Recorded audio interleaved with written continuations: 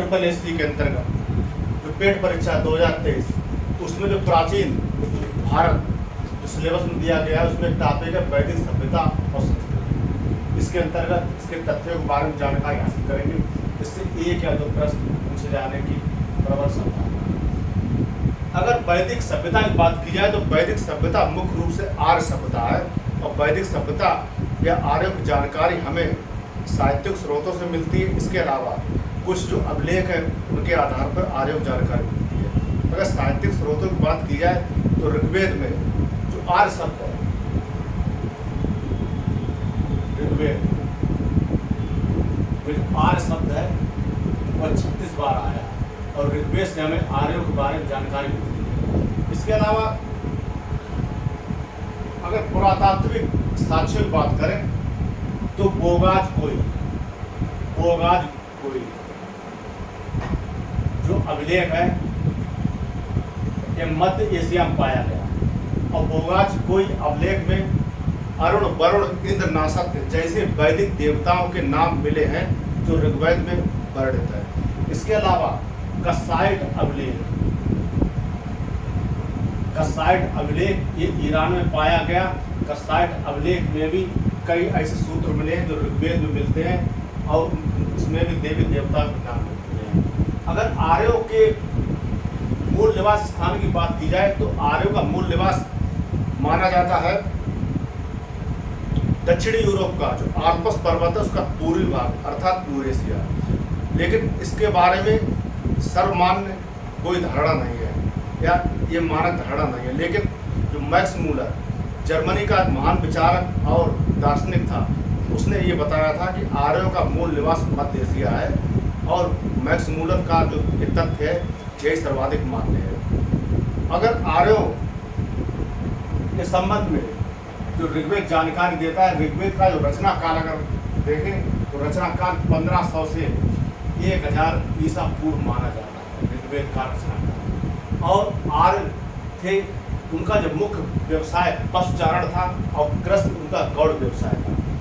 और आर्य चूंकि एक घुमंतु जनजाति थी इसलिए वो एक जगह टिक कर नहीं रह पाए, इसलिए वो कहीं स्थायी रूप से अपने चिन्ह या निशान उन्होंने नहीं छोड़े हैं। और आरंभिक रूप से जो आर्य आए थे वो मुख्य रूप से जो उनका भारतीय उपमहाद्वीप प्रवेश हुआ था वो पूर्वी अफगानिस्तान, पाकिस्तान और पंजाब, हरियाणा, पश्चिमी उत्तर प्रदेश इस क्षेत्र में सबसे पहले आर्यों ने आके अपने सभ्यता और संस्कृति को पल्लवित किया था। और आर्यों को भारतीय संस्कृति का जनक कहा जाता है या पितामह कहा जाता है। अगर ऋग्वेद सबसे पहला जो ऋग्वेद है ये सबसे महत्वपूर्ण वेद है। इसमें यह बताया गया कि आर्य मध्य एशिया से होते हुए ईरान के रास्ते से इन्होंने भारत में प्रवेश किया। और ऋग्वेद में जो मंत्र दिए गए हैं मंत्रों का उच्चारण करने वाला या पुरोहित होत्र इसे कहा गया या इसे होत्र कहा जाता है। इसके अलावा ऋग्वेद में जो पुरुष सूक्त है उसमें चतुर्वर्ण व्यवस्था है। पुरुष सूक्त में चतुर्वर्ण व्यवस्था, चारों वर्णों की व्यवस्था जानकारी दी गई। इसके अलावा ऋग्वेद में जो सर्वाधिक पवित्र नदी है उसे सरस्वती माना गया है। आर्यों की सर्वाधिक पवित्र नदी सरस्वती नदी माना गया है। इसे नदी तमा भी कहा गया है या नदियों में सर्वश्रेष्ठ, जबकि सबसे महत्वपूर्ण नदी सिंधु नदी थी उसे माना गया है। और ऋग्वेद में कुछ शब्द आए हैं, इससे संबंधित एक प्रश्न पूछ लिया जाता है। इसके अलावा अगर वाक्य की बात करें तो असतो मां सदगमय, सदगमय ये वाक्य है, ये ऋग्वेद से ही लिया गया। अगर शब्दों की बात करें जैसे एक प्रश्न आता है तो पिता जो शब्द है सर्वाधिक बार आया है 335 बार और जन शब्द 275 बार आया है और इंद्र शब्द जो आर्यों का सर्वाधिक महत्वपूर्ण देवता था 250 बार आया है और माता शब्द 234 बार आया है। इसके अलावा अग्नि शब्द 200 बार आया है और गौ या गाय शब्द 176 बार आया है और गाय सर्वाधिक पूजनीय वस्तुता आर्यों के लिए।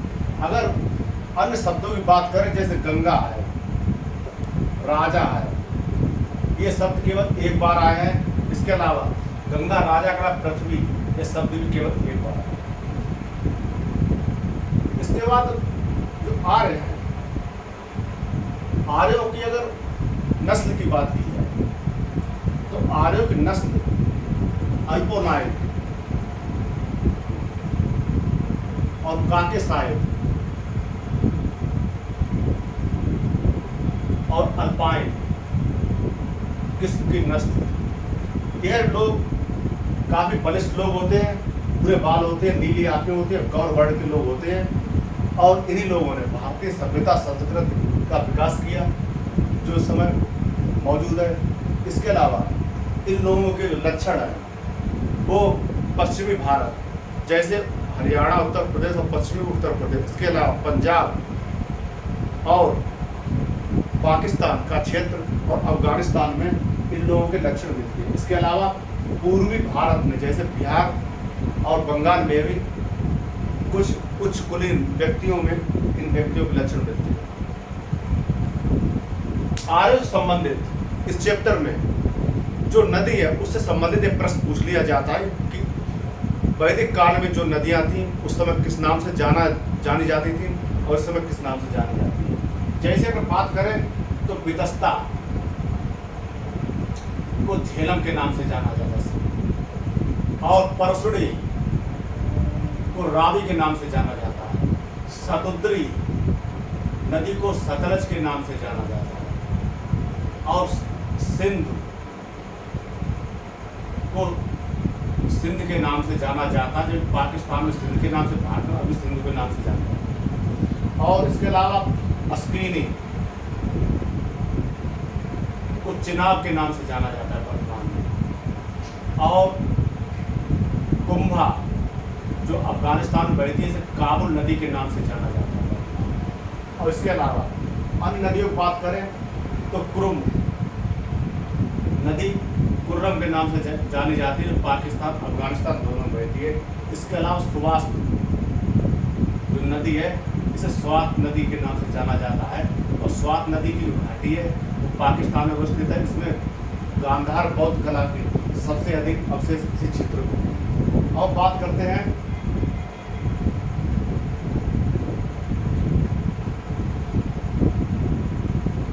सामवेद, दूसरे नंबर पर सामवेद आता है। पहले नंबर पर जैसे ऋग्वेद है और दूसरे नंबर पे आता है सामवेद। सामवेद के मंत्रों का पाठ करने वाला उद्गाता कहा गया और सामवेद को भारतीय संगीत का मूल जनक माना जाता है और भारतीय शास्त्रीय संगीत में जो 7 स्वर हैं वो सामवेद से ही लिए गए हैं। इसके अलावा सामवेद में अगर उपवेद की बात करें तो गंधर्व वेद इसका उपवेद है और इसके प्रमुख उपनिषद है और छांदोग्य और जैमिनी इसके प्रमुख उपनिषद। अब हम बात करते हैं सामवेद के बाद यजुर्वेद। यजुर्वेद, यजु का अर्थ होता है यज्ञ, यजुर्वेद। और यजुर्वेद ये गद्य और पद्य दोनों को मिलाकर इसकी रचना की गई है, अर्थात एक गद्यात्मक भी है पद्यात्मक भी है। ये प्रश्न पूछा जा सकता है, पूछा गया है कि कौन सा वेद गद्यात्मक और पद्यात्मक दोनों प्रकारों से लिखा गया है, वो यजुर्वेद है। अब इसके अलावा जो यजुर्वेद के मंत्रों का पाठ करने वाला व्यक्ति अर्धव्यु कहा गया, अर्धव्यु कहा गया। और यजुर्वेद में सर्वप्रथम राजसूय और वाजपेयी जो यज्ञ है इनका वर्णन मिलता है। और इसके अलावा यजुर्वेद में जो हाथियों के पालन की जो व्यवस्था थी इसमें इसका जिक्र किया गया है। अगर ऋग्वेद, सामवेद, यजुर्वेद तीनों को मिला दिया जाए तो इन्हें वेदत्रय के नाम से जाना गया, कहा गया वेदत्रय, जिसमें अथर्ववेद शामिल नहीं है। अब चौथे नंबर पर बात करते हैं अथर्ववेद। अथर्ववेद की रचना अथर्वा ऋषि ने की थी, ऐसा माना जाता है। अथर्ववेद अथर्वा ऋषि द्वारा रचित वेद है। और अथर्ववेद में जो वशीकरण, मंत्र, जादू टोना, भूत प्रेत और रोग निवारण ऐसी विधियां अथर्ववेद में दी गई हैं। और अथर्ववेद भारतीय आयुर्वेदिक चिकित्सा शास्त्र का जनक माना जाता है। आयुर्वेदिक चिकित्सा शास्त्र। इसके अलावा अथर्ववेद को ब्रह्मवेद भी कहा गया, ब्रह्मवेद भी कहा गया। और इसका उच्चारण करता अर्थात अथर्ववेद के मंत्रों का उच्चारण करने वाले पुरोहित को ब्रह्म कहा गया। अब हम बात करते हैं आरण्यक की। आरण्यक एक प्रकार के ब्राह्मण ग्रंथ है। और आरण्यक का अर्थ ये होता है कि जो रचनाएं जंगल या वन में रची गई है, लिखी गई है, उन्हें आरण्यक कहा गया। कि अरण्य का अर्थ वन होता है। और ये इस समय 7 की संख्या में उपलब्ध है आरण्यक। अब बात करते हैं उपनिषद की। उपनिषद को भारतीय दर्शन का स्रोत और पिता कहा गया है। जैसे भारत में भारतीय जो दार्शनिक परंपरा है इसमें मुख्य रूप से 6 दर्शन माने गए हैं। और उन दर्शनों का मूल उपनिषद को कहा गया है। और उपनिषद में जो छांदोग्य उपनिषद है, छांदोग्य उपनिषद में एक महावाक्य दिया गया, तत्वमसि। तत्वमसि महावाक्य की जो व्याख्या की है वो शंकर ने की है। अद्वैत वेदांत के जो प्रवर्तक थे शंकर, उन्होंने तत्वमसि महावाक्य की व्याख्या की है। उसमें ये बताया है कि ब्रह्म या ईश्वर संबंध में कि ब्रह्म ऐसा नहीं है, ब्रह्म वैसा नहीं है, ब्रह्म यह नहीं है, ब्रह्म वह नहीं है। अर्थात निषेधात्मक रूप में, अर्थात नियति के रूप में उन्होंने ब्रह्म की व्याख्या की है। और तत्वमसि महावाक्य की जो व्याख्या ब्रह्म के रूप में की है। अब छांदोग्य उपनिषद के बाद जो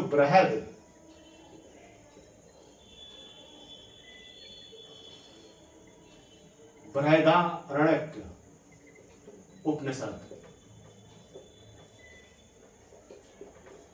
इसमें अश्वमेध यज्ञ उसके बारे में जानकारी मिलती है।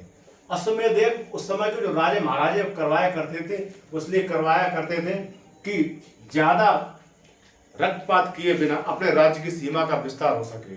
इसके लिए वो एक घोड़ा छोड़ दिया करते थे। घोड़े के पीछे उसकी सेना चलती थी। घोड़ा जिन क्षेत्रों से या राज्य क्षेत्रों से होकर गुजरता था वो राजा के अधीन मान लिए जाते थे। और जो राजा उसका घोड़ा पकड़ लेता था वो युद्ध करता था। और राजा अगर उसे युद्ध में हरा देता था, जो घोड़ा छोड़ता था, वह विजयी मान लिया जाता था। अब इसके बाद बात करते हैं इसमें कठ उपनिषद या कठोपनिषद। कठोपनिषद में नचिकेता और यमराज इनके बीच वार्तालाप है। वार्तालाप मृत्यु के रहस्य या मृत्यु का रूप या मृत्यु क्यों होती है संबंध में संपूर्ण व्याख्या इसमें दी गई है। कठोपनिषद में नचिकेता और यमराज के बीच संवाद दिया गया कठोपनिषद में। इसके अलावा मुंडक उपनिषद। मुंडक उपनिषद से प्रश्न कई बार आया है कि मुंडक उपनिषद से सत्यमेव जयते, जो भारत का राष्ट्रीय वाक्य, भारतीय सरकार का सत्यमेव जयते, सम्राट अशोक ने राष्ट्रीय चिन्ह में ये नीचे लिखवाया था, उसी को भारतीय सरकार ने अंगीकार किया है। अब हम बात करते हैं कि आर्यों के कबीले। आर्यों के कबीले 5 कबीले थे जिन्हें सामूहिक रूप से जन कहा जाता था। साथ ही साथ इन्हें पंचजन भी कहा जाता सामुदायिक रूप से। जैसे जन, ये थे पंचजन। और पंचजन ये कबीले थे द्रहु, यदु, तुर्वस, पूर्व और अनु। ये 5 कबीले थे मुख्य रूप से। और इसके अलावा जो भरत जो राजा थे, इन कबीलों के प्रमुख राजा थे, इनमें से कुरुवंश के थे। इनके नाम पर ही भारत देश का नाम भारतवर्ष कहा गया। साथ ही साथ भारत देश को प्राचीन काल में जम्बू द्वीप भी कहा जाता था। इसके अलावा भारतवर्ष भी कहा जाता था। इसके अलावा ब्रह्मावर्त भी कहा जाता था। अब आगे बात करेंगे कि इनका भौतिक जीवन इनका किस प्रकार था। आर्यों का जो वेदों में वर्णित है, भारत में जो आर्य थे वो एक शक्तिशाली जात के रूप में उभर के आए। और भारत में आर्यों की सफलता का कारण ये थे, उनके पास उच्च कोटि के घोड़े थे, अच्छे रथ थे। इसके अलावा खेती किसानी करने के लिए अच्छे औजार भी थे जो तत्कालीन परिस्थितियों में।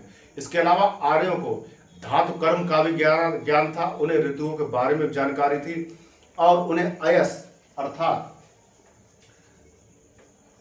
तांबा जो धातु थी उसकी उन्हें जानकारी थी। इसी के उन्होंने संभवतः सबसे पहले हथियार बनाए, अयस तांबा थे। और इसके अलावा जो आर्यों के जो युद्ध हुआ करते थे वो गायों को लेकर हुआ करते थे कि गाय को गौधन माना जाता था और सबसे कीमती संपत्ति गाय को माना जाता था। और जो आर्य लोग थे वो एक प्रकार के चरवाहे थे। इसके अलावा ऋग्वेद में कई प्रकार के जो शिल्पी हैं उनका भी उल्लेख मिलता है, जैसे जुलाहा, कुंभकार, बढ़ई, इनका उल्लेख मिलता है। अब हम आगे देखते हैं। अब आर्यों की जनजाति व्यवस्था के बारे में जानते हैं। आर्यों जो कबीले थे उनका एक प्रमुख राजा हुआ करता था, एक मुखिया हुआ करता था जो शक्तिशाली व्यक्ति हुआ करता था। उसे राजन घोषित कर दिया जाता था या राजा घोषित कर दिया जाता था। राजा के लिए राजन शब्द मिला है और यह बाद में चलकर एक आनुवंशिक पद बन गया, अर्थात राजा के जो संतान होती थी, पुत्र होता था, उसे राजा बना दिया जाता था। और इसके पास असीमित अधिकार नहीं थे, अर्थात ये जो राजा था वैदिक काल का वह निरंकुश राजा नहीं था। उसे जो परिषदें बनी थी, जो सभा, समिति, विदत और गण, ये 4 प्रकार की परिषदें बनी थी, उनकी सलाह लेकर ही राजा काम किया करता था, प्रशासन चलाया करता था। अगर इन परिषदों में बात किया तो सबसे पहले बात करते हैं सभा की। सभा है वो वर्तमान में जो भारत की लोकसभा है उससे मेल खाती है।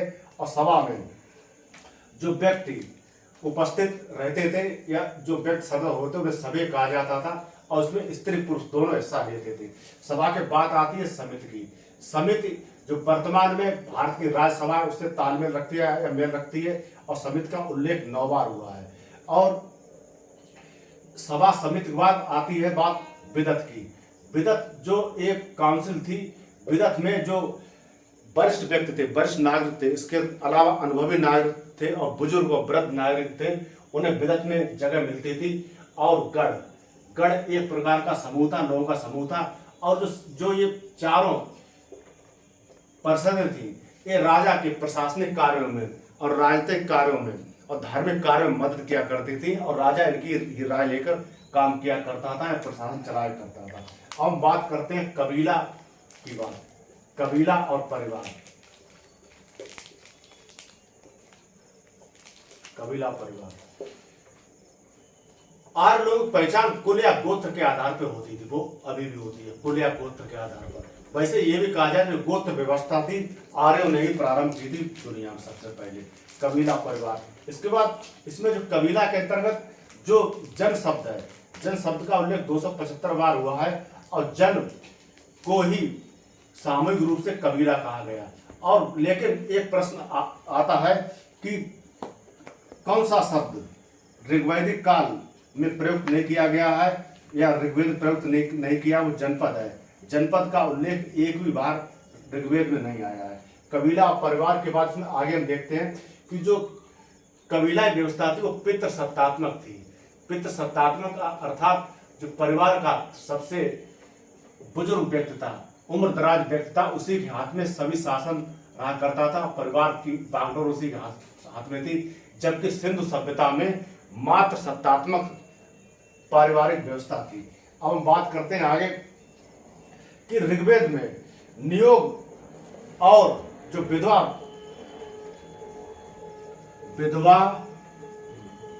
विवाह और नियोग प्रथा, इसका आंशिक उल्लेख मिलता है, जबकि जो बाल विवाह है, बाल विवाह का कोई भी उल्लेख नहीं मिलता है। इसका मतलब ये कह सकते हैं कि ऋग्वेद या वैदिक काल में बाल विवाह निषेध था। अब हम बात करते हैं कि सामाजिक वर्गीकरण। सामाजिक वर्गीकरण वैदिक काल में मुख्य रूप से रंग के आधार पर हुआ था। चूंकि आर्य मध्य एशिया से आई हुई एक विशुद्ध प्रजाति थी, जो ठंडे इलाकों में रहने के कारण उसका रंग गोरा हो गया था, जो अभी भी है। और उन्होंने रंग के आधार पर जो यहाँ के मूल निवासी थे, जिन्हें आर्यों ने दस्यु या दास कहा या अनार्य कहा, उसके आधार पर शुरुआत में दो वर्ग अस्तित्व में आए भारत में। जैसे इन जो आर्य भाषाभाषी जो वर्ग था,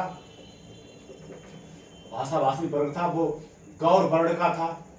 इसके पहला ये सामाजिक वर्गीकरण ये हुआ। और दूसरा जो मूल निवासी थे, मूल निवासी जिन्हें अनार्य, दस्यु या दास कहा गया, ये काले रंग के थे या काले वर्ण के थे। इसके बाद आगे जब सामाजिक व्यवस्था का विकास हुआ तो धीरे धीरे तीन वर्ग उभर कर आए। इसमें पहला था योद्धा, दूसरा था पुरोहित, एक महत्वपूर्ण वर्ग था जो राजा के धार्मिक और राजनीतिक कार्य में मदद किया करता था। इसके अलावा सामान्य जन। बाद में जब यहाँ के लोगों का समागम हुआ, मूल निवासी समागम हुआ, समागम होने के बाद नई नस्लें उभर के आई। फिर चौथा वर्ग, वैदिक काल के अंत में चौथा वर्ग शूद्र वर्ग अस्तित्व में आया। अब हम बात करते हैं कि वैदिक काल में कौन कौन से प्रमुख शब्द हैं और किसके लिए प्रयुक्त किए गए, इससे एक क्वेश्चन आता है। जैसे वैदिक काल में गाय के लिए अघन्या शब्द प्रयुक्त किया गया था, जिसका वध न किया जा सके। और अतिथि के लिए गोहंता शब्द प्रयुक्त किया गया। अतिथि का बहुत सम्मान हुआ करता था, उसका ऊंचा स्थान हुआ करता था, और अतिथि के द्वारा एक गाय का वध करवा के उसका मांस खाते थे आर्य लोग, ऐसा बताया जाता है। और उसके बाद राजा के लिए गोप्ता शब्द प्रयुक्त किया जाता था, राजा के लिए गोप्ता। और पुत्री के लिए दुहिता, दुहिता अर्थात जो गाय को दुहे, गाय का दूध निकाले, पुत्री के लिए। और अनाज के लिए धान्य शब्द का प्रयोग किया जाता था। और उपजाऊ भूमि के लिए उर्वरा का शब्द का प्रयोग किया जाता था। इसके अलावा जो हल से बनी नालियां थी उसके लिए सीता प्रयोग किया जाता शब्द। और जो गोबर से बनी खाद थी उसके लिए करी शब्द प्रयोग किया जाता। हल के लिए नागल शब्द प्रयोग में किया जाता था। अब आगे बात करते हैं कि आर्यों के समय जो पूजा पद्धति या धार्मिक विश्वास या देवी देवता कौन से थे और किस प्रकार के थे। जो आर्यों ने जो पूजा पद्धति या धार्मिक विश्वास अपनाए थे वो आदिम धर्मों से अपनाए थे। आदिम धर्मों में प्रकृति की पूजा की जाती है। अभी विश्व के जो कुछ आदिम धर्म है उनमें अभी प्राकृतिक शक्तियों की पूजा की जाती है। और आदिम धर्मों से विश्व के जो विकसित धर्म है या जो समृद्ध धर्म है उनका जन्म हुआ है या वो धर्म विकसित हुए हैं। अगर आर्यों की पूजा पद्धति या उनके विश्वासों के बारे में बात की जाए तो आर्य लोग बहुदेववादी थे, और साथ ही साथ बहुदेववादी होने के साथ वो अवसरवादी धार्मिक मान्यता को मानते थे। जैसे अगर किसी एक देवता से उनकी मनोकामना पूरी ना हो तो दूसरी देवता के पास जाने के लिए उनका विकल्प खुला रहता था। किसी देवता से कुछ मांगते थे, किसी देवता से कुछ मांगते थे। और साथ ही साथ इस व्यवस्था को मैक्स मूलर जो जर्मन विद्वान था उसने इस व्यवस्था को विकल्पेश्वरवाद कहा। विकल्पेश्वरवाद कहा अर्थात हमारे पास कई ऑप्शन उपस्थित रहते हैं ईश्वर की पूजा करने के संबंध में। इसके अलावा अवसरवादी ईश्वरवाद भी इसे कहा गया। आर्यों के समय किसी देवता की असीमित शक्तियां नहीं मानी गई थी, क्योंकि जहां बहुदेववादी परंपरा होती है, बहुदेववादी धार्मिक विश्वास होते हैं, वहां हर देवता की शक्तियां सीमित होती हैं और उनकी शक्तियां असीमित नहीं होती हैं। और जिस धर्म में केवल एक ही देवता को माना जाता है या एक ही शक्ति को माना जाता है, इस्लाम धर्म हुआ या क्रिश्चियन धर्म हुआ, उनका जो देवता या गॉड या खुदा हुआ वो बहुत ज़्यादा पावरफुल होता है, ऐसा माना जाता है। जबकि जो बहुदेववादी धार्मिक मान्यता वाले लोग होते हैं उनके देवताओं की शक्तियाँ सीमित होती हैं। अब हम आगे बात करते हैं कौन कौन देवता कितना महत्वपूर्ण था। सबसे पहले बात करते हैं, प्रथम स्थान आता है इंद्र का। इंद्र को वर्षा का देवता भी कहा गया, पुरंदर कहा गया, अर्थात किलों को तोड़ने वाला कहा गया। और इंद्र ही सर्वाधिक महत्वपूर्ण देवता था आर्यों के समय का। इसके बाद दूसरे नंबर पर बात आती है अग्नि। अग्नि को जो देवता माना गया उसे एक माध्यम के रूप में देवता माना गया, ना कि अग्नि से कोई मनोकामना मांगी। क्योंकि आर्य लोग थे, यज्ञ कर्म आदि किया करते थे, और यज्ञ कर्म में मंत्रों के द्वारा जो सामग्री डाली जाती थी और अपनी प्रार्थनाएं मंत्रों के द्वारा ईश्वर तक पहुंचाई जाती थी, तो अग्नि में जो यज्ञ कुंड में अग्नि होती थी उसके माध्यम के द्वारा अपनी जो प्रार्थनाएं तो उन्हें पहुंचाने का प्रयास किया जाता था। इसमें जो तीसरा स्थान था वो वरुण का था। वरुण अर्थात जल का देवता, समुद्र का देवता। और चौथे नंबर पर जो आता है सोम देवता। जो सोम देवता था उसे वनस्पतियों का रक्षक भी कहा गया, और जो वरुण देवता था इसे ऋत के नाम से भी जाना गया। साथ साथ जो वरुण देवता था इसे प्राकृतिक संतुलन का रक्षक भी कहा गया वरुण देवता को। और सोम देवता के बाद बात आती है रुद्र। पांचवा प्रमुख देवता रुद्र को शिव भी कहा गया और त्रयंबक भी कहा गया। अब फिर छठवां देवता था मरुत। ये आदि तूफान का देवता था। बाद में एक और देवता माना गया शूद्रों के द्वारा, सातवें जिसे पूषण देवता कहा गया। ये जानवरों का देवता था और इसकी पूजा शूद्र लोग किया करते थे। अब देवताओं के बाद बात आती है ऋग्वैदिक काल की देवियां। जो ऋग्वैदिक काल की देवियां थी उनका स्थान देवताओं से नीचे माना गया है, ऐसे सूत्र मिले हैं वेदों में। और जो ऋग्वैदिक काल की जो देवियां हैं, जो ऋग्वैदिक काल के देवता है, जैसे उनमें प्रमुख देवता इंद्र को माना गया है, लेकिन ऋग्वैदिक काल में किसी भी देवी को कोई प्रमुख स्थान नहीं दिया गया। केवल उस देवी को ये बताया गया है ये फलानी फलानी शक्ति से संबंधित है या ऐसा कर सकती है। जैसे सबसे पहले बात करें सावित्री। जो सावित्री देवी थी वह सूर्य को प्रेरणा देने वाली देवी से कहा गया। और दूसरे नंबर बात आती है पृथ्वी को जगत की माता कहा गया। तीसरे नंबर बात आती है उषा को प्रातः काल की देवी या अरुणोदय की देवी कहा गया। और चौथे नंबर पर आती है अदिति। कुछ ऐसे आंशिक सूत्र मिलते हैं जिसमें अदिति को एक महत्वपूर्ण देवी के रूप में स्वीकार किया गया है। इसे कहा गया देवों की महान माता, देवों की जननी और सृष्टि का मूल आधार, इसे अदिति को कहा गया। इसके बाद इला जो देवी आती है वो आराधना की देवी है। और उसके बाद सूर्या जो देवी है वो सूर्य देवता की पुत्री है। तो इस प्रकार जो वैदिक सभ्यता और संस्कृति के जो प्रमुख तथ्य हैं जो पूछे जा सकते हैं वो वीडियो में इसी प्रकार है।